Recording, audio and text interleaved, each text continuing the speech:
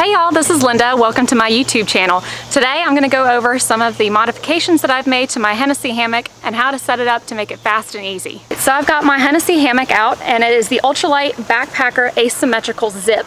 It's very light, maybe about 3 pounds or so, great for backpacking. And the first thing that I do is I make sure when I pack mine up, I have the head end at the very top. And I know this because I always tie a knot around my ridgeline on the head end so it comes out first, making sure it's packed in at the very top. Now when looking for trees, I've selected this one and I think it's actually a perfect size to be able to get my straps around it. Then when I'm looking for another one, I'm going to try to find something about 12 to 15 feet away. I've selected this one, which is a little bit smaller than I prefer, but it's still sturdy enough that it's going to hold my hammock. So we'll go with it for now. So I've got my straps out, and I like to put them at about eye level on the tree. You can leave them just as they are here and then tie your ropes around to them. Or what I like to do is actually tuck one into the other and have them come off the tree like so. The first way I've got it set up is with the ridge line at the head end of my hammock looped directly through my straps. And you can just pull this up and make a quick hitch on it just to keep it in place for now. Just wanted to show you a little bit closer and slower how I do that quick hitch knot. I just loop this one rope over the top and under as a loop, and just like that, just to hold loosely for right now. Since this is a smaller tree, I've actually looped my strap around more than once and then pulled it through this loop here. And then I'll show you the modification that I actually do using a carabiner and some rappel rings. So this carabiner is one that supports over 1,000 pounds, and these rappel rings are climbing rings that I bought on Amazon for roughly about 15 bucks for a set of 4.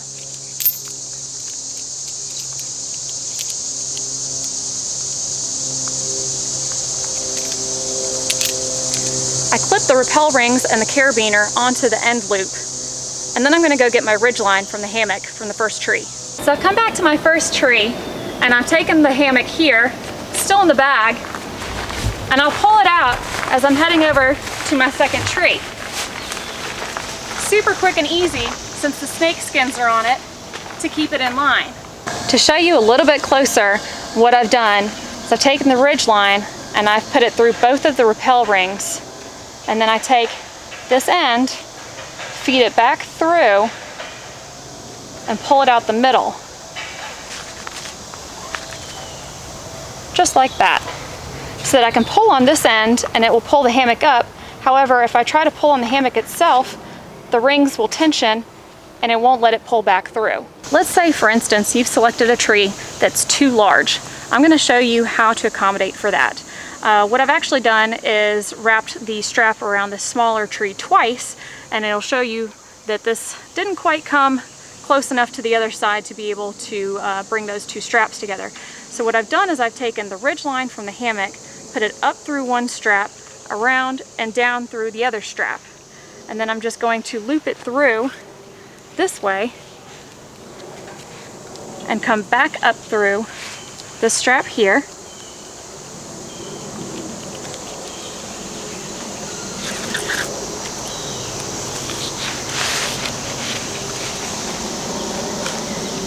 And back down through the other strap on the other side.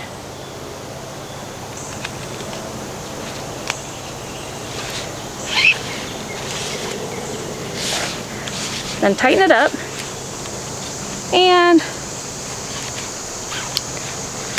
I'll do maybe 2 of these little half hitch knots to keep that solid. That's not going anywhere. Now usually when I have my snake skins on, I actually will clip them right here just to keep them in place. So when I'm ready to move my snake skins around, I'll just take it off the clip. So I've come back over to the other side and I have my snake skin also on this clip here, which I'm just going to take off so I can move it around. So you just pull the snake skins up on each side, and I just kind of tuck them out of the way. make sure that I can actually get to this little bit here so I can make adjustments. Come back down here, pull my snake skins out of the way. Make sure that I can get to this bit here so I can make adjustments. And now we're ready to move to the next step. You might also want to make sure that your ridgeline is actually parallel to the ground. Mine is a little bit off for right now, so I'm going to go and make an adjustment on my foot end to pull this up a little bit. I also like to make sure that my ridgeline is right around at chest level. Now that I've got my hammock adjustments made and I've got it hung a bit more horizontally parallel to the ground and even equal distance between the two trees, I'm going to move on to adjust my rainfly. So what I've actually done is I've taken the string on the edge of the rainfly and I've added a little tensioner onto it. Just a quick little small plastic piece. Found it on Amazon for just a couple of dollars, and I've attached it to there so I can pick up some of the slack on this rainfly string here to make it a little bit easier to stake into the ground. I've also grabbed a couple of these aluminum stakes and small little carabiners to make it go quick and easy. These are also available on Amazon for just a couple of dollars and make this so much easier. So what I've done is taken this little tensioner, put it on the line, and looped my rainfly string so that it's one big loop. I'm actually going to double loop this and just attach it onto the little hook that's on the end here. So I have a much shorter line to work with, so you're not tripping over a lot of line all over the ground when you're moving around your campsite. So what I've done is I clipped the rainfly string loop through this carabiner onto my stake, and I just put it down where I want it and stake it down. You could do the front way a little bit differently if you want to. If you want to have a little bit more of a breeze coming through here, or if you set up your tent and your camp and all that, and maybe it's raining a little bit and you want to sit under here and cook your dinner for the evening, you can pull your rainfly out and attach it to a tree or something nearby to keep this pulled out. Otherwise, you can take it down and stake it down just exactly as you've done on the other side.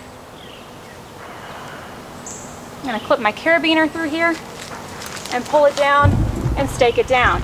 You can stake it down even closer to your tent if you want to have extra protection, say if the wind or rain is picking up and you want to make sure that your rain flies are close into your hammock to make sure that you are shielded from the elements. Or you can stake them out a little bit further out if you want to have more of a breeze going through here. Just your preference on how comfortable you are and how the weather is.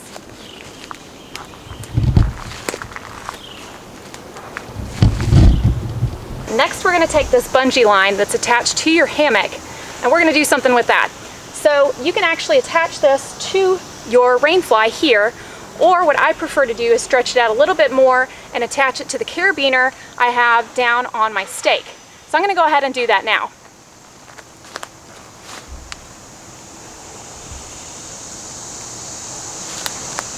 Just like that. We're going to do the same thing on the other side. Take this bungee cord and loop it right to the carabiner.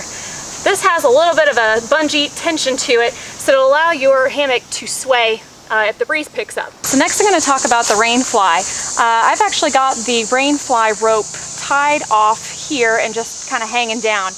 What I've seen people do is take this and we'll tie it to the tree above the Hennessy hammock itself to have a little bit more room and a little bit more airflow.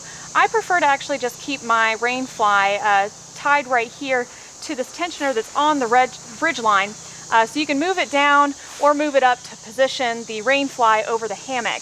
When you move it up, it's not going anywhere, so it'll keep very, very close to the hammock to keep all of the weather and elements out and make sure that the rainfly is positioned properly on the hammock.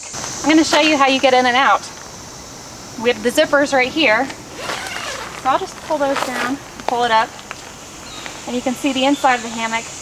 There's actually a little bag that hangs down here from the ridgeline, and it moves back and forth. You've also got a couple little clips in here so you can hang things. But anyway, so you're just going to come right on over here and lay right in here. And then once you get in, you can zip it up around you keep the flies off of you, you're good to go. So I wanted to show you some of the inside features of the hammock. So I'm going to take the rain fly and I'm going to pull it back, and the mosquito net is already unzipped. So I'm going to go ahead and just pull that back as well.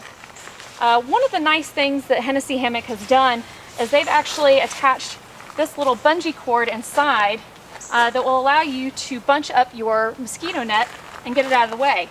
And you just pull it to attach onto the little ring on the back side here. And that'll keep it out of the way in case you want to just lay in it without the mosquito net on there just during the day if you're hanging out and just want a place to sit down. The correct way to lay in your Hennessy hammock is with your feet at this end with the mosquito net zipping on your right side, and your head at this end with the non-zippered side on your left. I say this because most sleeping bags will actually zip on the right hand side, and so it's much easier just to zip out of your sleeping bag on the right hand side and zip out of your hammock also on the right hand side. Another nice little feature that Hennessy Hammock has actually done is included this little ring down here at the bottom, as well as another one down here at the top. Hennessy will make a radiant pad that you can put into your hammock and actually clip onto both of these spots to help keep your backside warm at night, because it does get quite cold with a breeze going underneath your hammock. So that is also an indicator of which way you're supposed to lay.